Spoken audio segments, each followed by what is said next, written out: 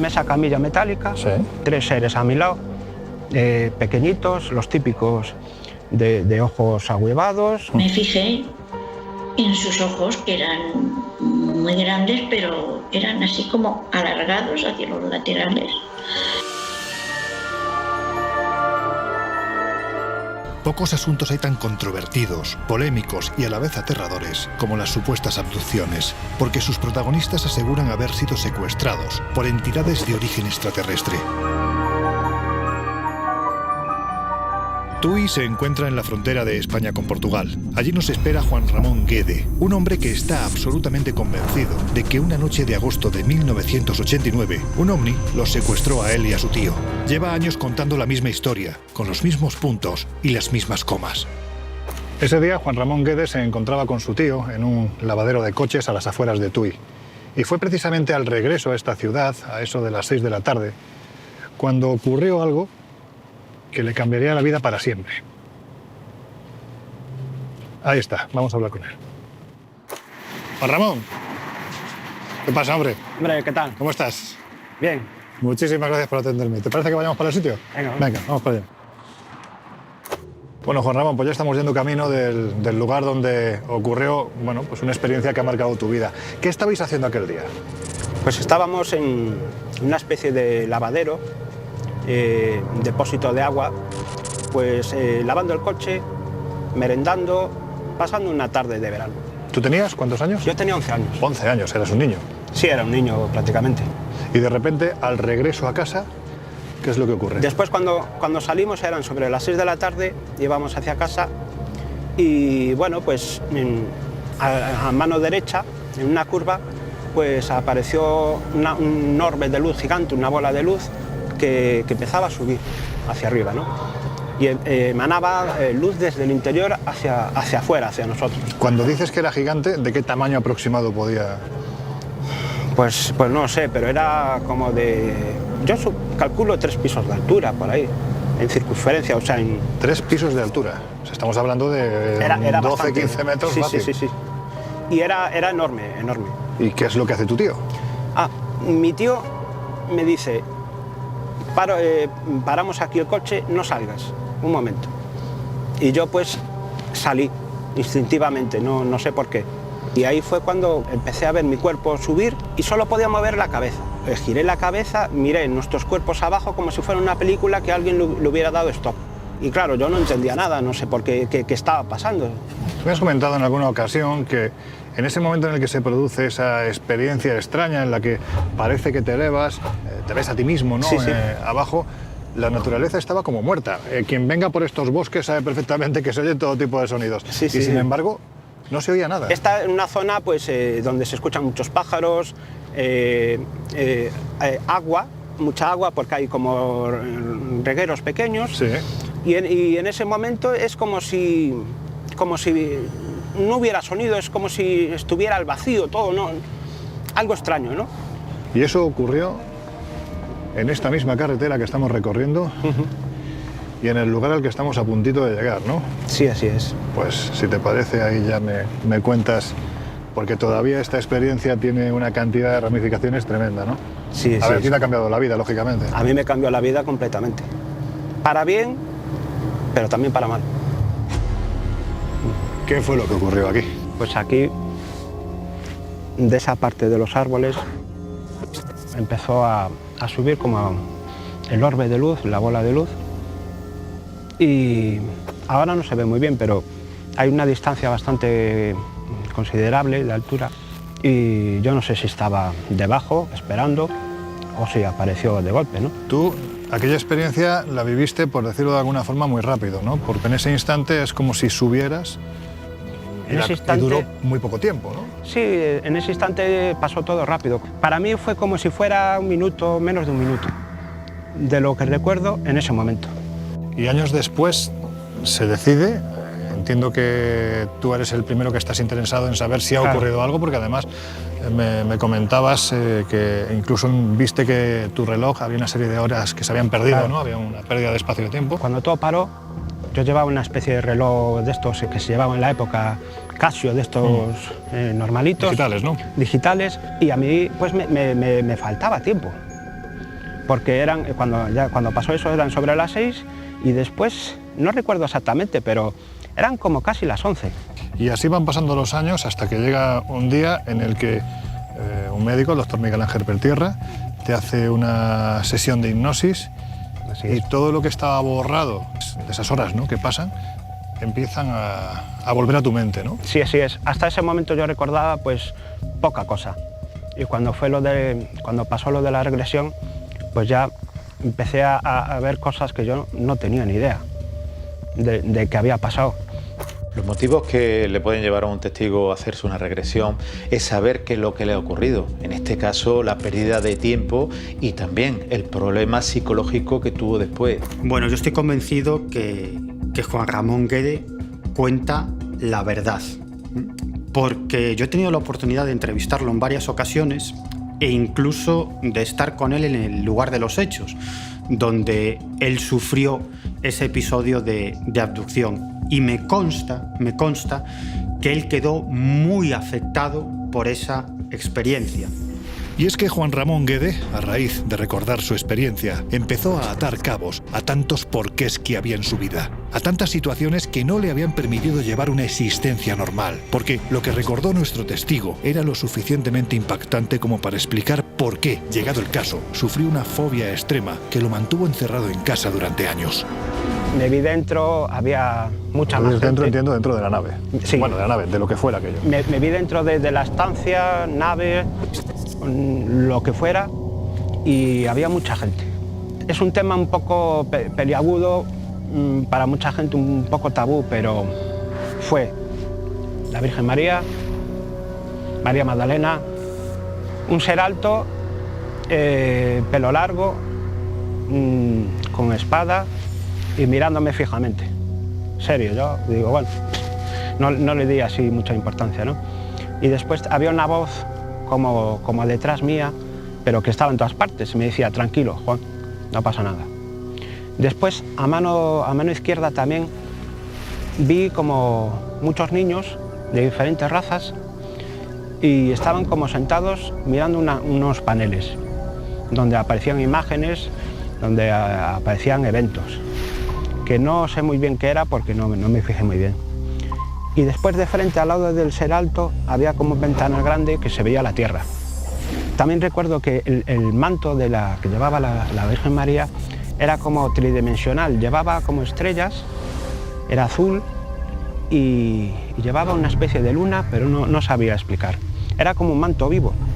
Y después la Virgen María me da la mano, yo me relajo, lo sé porque Miguel Ángel Pertierra me puso un aparato en el dedo para medir las pulsaciones y yo, antes de que me diera la mano la Virgen María, yo tenía 130 pulsaciones por minuto y cuando me da la mano me baja 50 de golpe.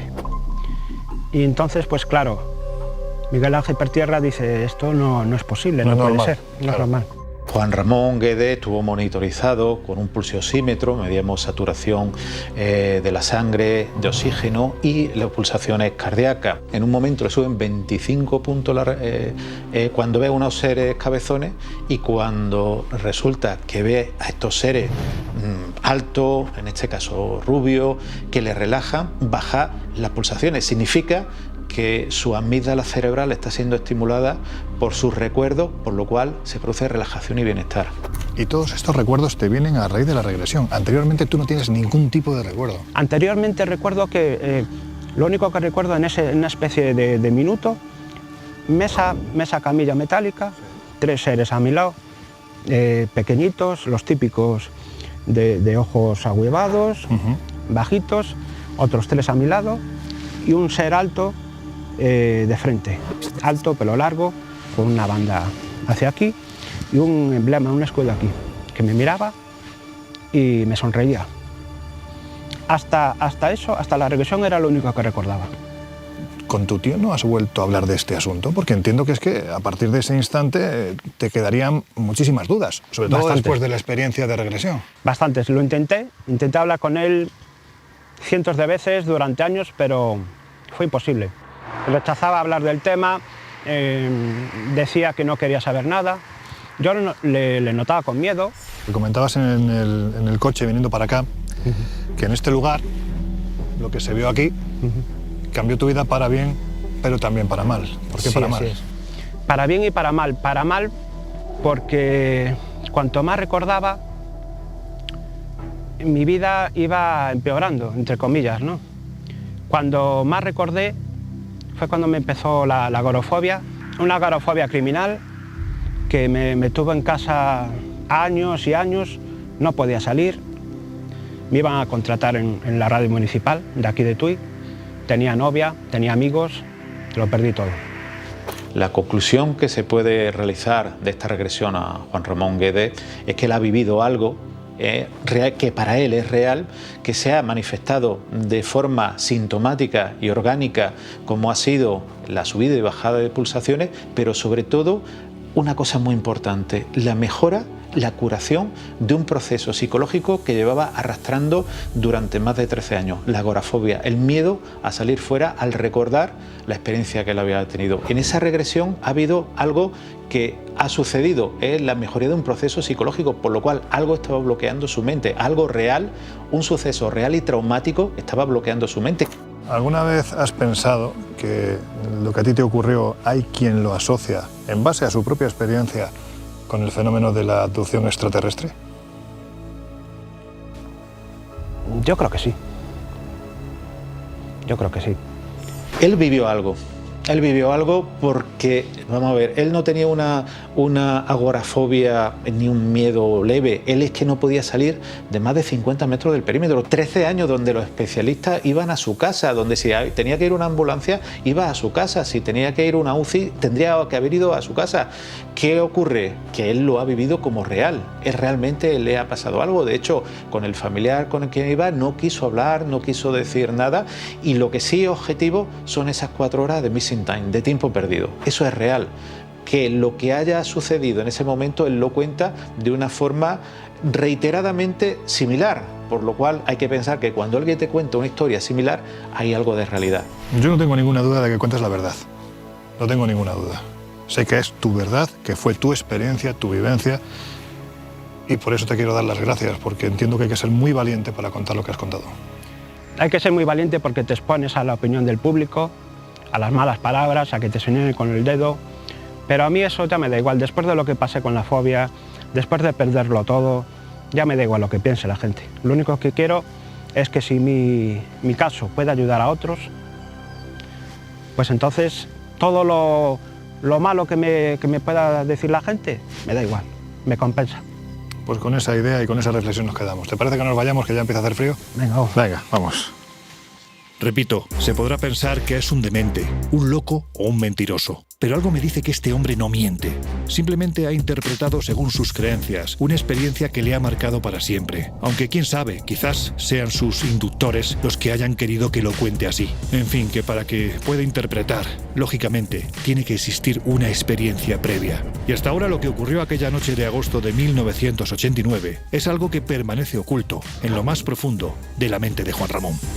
En esta intensa búsqueda que estamos realizando, en la que llevamos varias decenas de miles de kilómetros recorridos por nuestro país, hay temas que me despiertan dudas tremendas. Y este de los abducidos es uno de ellos. Reconozco que es difícil asimilar las experiencias que personas aparentemente normales tuvieron un día que ya no olvidarán. Pero del mismo modo reconozco que cuando hablas con ellos, cara a cara, con tanta dignidad, y te cuentan lo que les ocurrió, lo que hizo que desde entonces los tomaran por locos y fueran señalados, algo me dice que no mienten. Y en todo este complicado puzzle, si hay un caso que me despierta curiosidad y ternura, ese es el de nuestra próxima protagonista. Bueno, yo estoy convencido de la veracidad del testimonio de Próspera Muñoz, a quien tuve la oportunidad de entrevistar en alguna ocasión, pero me creo a Próspera fundamentalmente porque ella no fue la única observadora de esos fenómenos que vivió, sino que hubo 2 testigos más, su tío Juan y su hermana Anita. Próspera Muñoz fue la protagonista de una historia de cine, una historia que para ella fue absolutamente real. Es de los pocos casos que logran el consenso casi total de los investigadores. Por eso llevo años queriendo hablar con ella. Y al fin, aquí está. Oye, si te parece, vamos a remontarnos al año 1947. Vamos a hacer un viaje en nuestra particular máquina del tiempo. Tú por aquel entonces estabas en Jumilla, en casa de tu tío, con tu hermana. ¿Qué fue lo que ocurrió aquella noche? Pues sí, estábamos allí en una finca que era de mi padre, mi tío nos cuidaba. Y una mañana pues vimos, yo esperaba siempre que mi padre venía cada 2 o 3 días a traernos alimentos frescos. Estábamos en medio del campo, allí no había nada. Y aquel día yo esperaba que viniera mi padre y vigilaba el camino. Mi padre venía en bicicleta, pero lo que yo vi, y no era por el camino, era a través de las viñas y de los olivos, un aparato que al principio creí que era un coche. Y llamé a mi hermana: Anita, mira, el papá viene en un coche, que él solía ir con los amigos a veces. Y nos quedamos mirando, pero aquello no era un coche. Conforme se acercó, yo lo vi venir así como dando unos tumbos a ras de tierra, pero volando. Y nada, que allí aterrizó aquello justo al lado de nuestra ventana. Y al momento vimos salir de allí 2 personas con un mono blanco ajustado y con un casco transparente que se quitaron. Me fijé en sus ojos, que eran muy grandes, pero eran así como alargados hacia los laterales y con un iris enorme, y en ese momento entraron en conversación con nosotras, pero dijeron que nos iban a hacer, si queríamos hacer un experimento de tipo altruista con ellos. Dijimos que sí. ¿A cuál de las 2? Pues me eligieron a mí. Me supongo que era porque yo era más pequeña, más manejable. Yo tenía 8 años, mi hermana ya tenía 12. Y entonces pues mi hermana manifiesta que ella sintió como una fuerza, la apartaba de nosotros y la dejaba en un rincón de la casita. Y ella asistió a nuestra conversación, pero no participó. Empezaron ellos a decirme cantidad de cosas, hasta que llega un momento en que yo les miro y digo: anda, pero si sois vosotros. Les conozco, sé quién son, y entro como en un estado de conciencia superior, distinto, lo sabía todo. Sabía quiénes eran ellos, qué querían, qué había que hacer. Su tío Juan tuvo la oportunidad de observar en 2 ocasiones un objeto volador no identificado y en una ocasión a los humanoides. Y Anita, la hermana de Próspera Muñoz, vivió con ella la mayoría de los acontecimientos, es decir, todos esos encuentros cercanos con los humanoides. Y de repente, 30 años después, te vienen una especie de flashazos en forma de recuerdos que te van aclarando pasajes de aquella experiencia que se te habían borrado totalmente de la mente, ¿no? Mi marido era un gran lector de ciencia ficción, pero ciencia ficción pura, Asimov y toda esta gente. Y un día trajo a casa unos libros, dice: oye, cuando puedas léete estos libros, ya verás qué interesante. Cogí un libro al azar de los últimos que había comprado él, y era de don Antonio Rivera, que no lo conocía ni había oído hablar de él. El gran enigma de los platillos volantes. Y cuando estaba leyendo aquello, yo ya no recuerdo qué pasaje exacto, que de momento dije: esto que están describiendo aquí yo lo he visto, porque me vino un flash mental, como si lo viera, un flash. Hasta que un día, otra vez don Antonio Rivera, lo vi en televisión, y claro, como ya había leído el libro, pues ya me picó la curiosidad y lo escuché.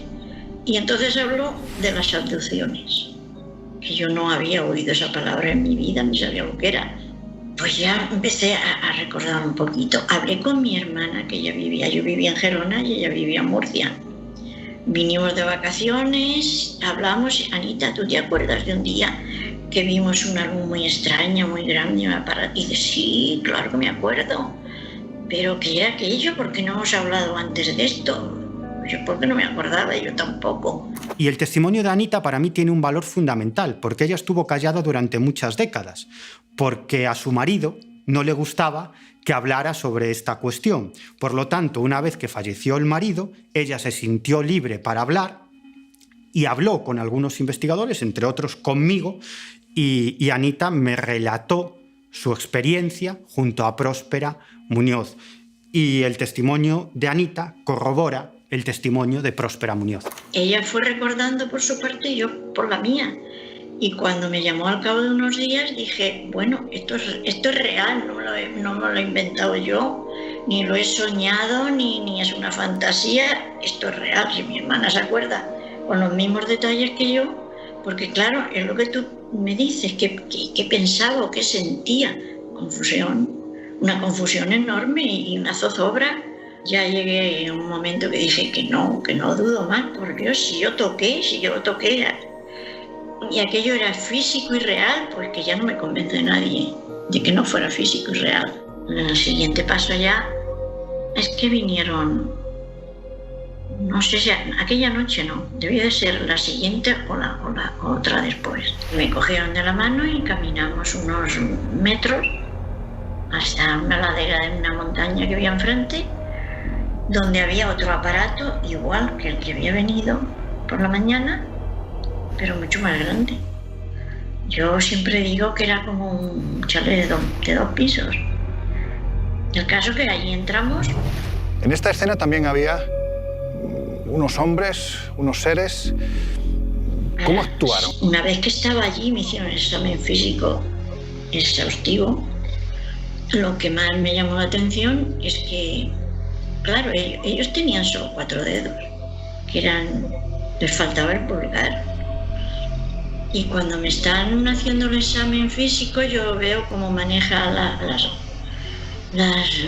tijeras y tal, y me fijo que tiene 4 dedos solamente. Tú por aquel entonces trabajabas en una importante compañía de telecomunicaciones. Yo entiendo que contar este tipo de experiencias prácticamente no te beneficiaba, casi era un riesgo, ¿no? Mira, yo cuando recordé, mi marido y yo dijimos que no íbamos a decir nada, se lo conté a él, claro. Mira, no, esto no se lo decimos a nadie, esto nadie nos lo va a creer y se van a reír. Pero llegó un momento que yo no me concentraba en mi trabajo ni en nada, estaba obsesionada con aquello ya. Había cierto miedo, nosotros trabajábamos en Telefónica. Yo decía, sí, hombre, esto salió en El País, en la contraportada. Yo decía, algún jefe o algo nos va a llamar la atención. Teníamos cierto miedo, pero yo cuando hablé y me quedé tan tranquila dije, bueno, sálgase por donde quiera. En este tiempo, Próspera, en estas décadas que han pasado, yo me imagino que en más de una ocasión te habrás preguntado por qué precisamente tú, por qué te eligieron a ti. Claro, pues ahí está. Esa es una de las cosas que más te inquietan. Pues sí, me lo dijeron. O sea, ellos dijeron que mi hermana y yo, ya te lo he dicho, habíamos venido a este mundo, a este plano físico, y veníamos a hacer cada uno un trabajo, el que ha elegido previamente. Y que allí, en el sitio donde ellos están, para ellos ya saber, pues ya tomamos cuerpo físico y venimos al plano físico a hacer un trabajo específico, cada uno el suyo, el que ha elegido. Y se ve pues que yo elegí, pues eso, pues dar testimonio. Yo creo que está ya logrado el objetivo, por eso me quito de en medio, porque ya no tengo nada nuevo que decir. Aunque sé la respuesta, te voy a hacer una pregunta que creo que es fundamental. ¿Quiénes crees que eran ellos y de dónde procedían? Ellos me dijeron que venían de Venus, pero no del Venus que nosotras conocíamos.